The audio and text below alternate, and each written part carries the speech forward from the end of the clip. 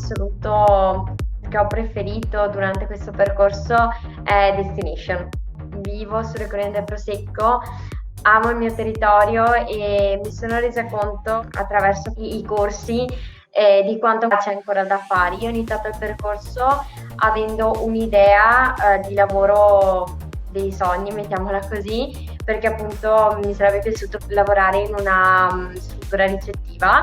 Appunto ho iniziato dunque come receptionist, però poi mi sono resa conto che comunque la mia passione per il territorio Conegliano Valdobbiadene è tanta, e con il corso appunto della materia Destination ho potuto approfondire meglio e scoprire anche questo lato del turismo, perché il turismo non è solo il settore alberghiero, ma anzi chi vuole entrare a far parte di questo corso ha la possibilità di spaziare nel mondo del turismo, dunque dalla comunicazione al destination, al tutto quello che riguarda anche il revenue, tutto quello che riguarda poi la parte più economica e non solo.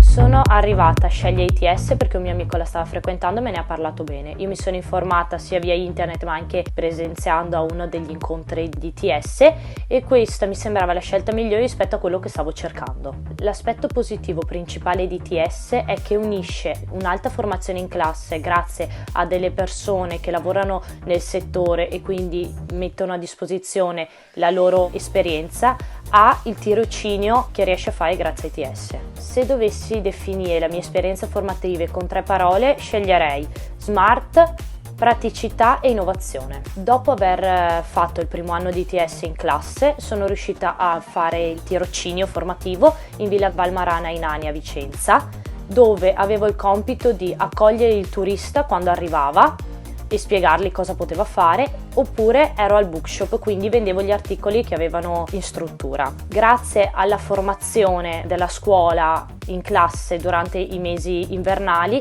ho potuto appunto mettere in pratica quello che mi avevano insegnato.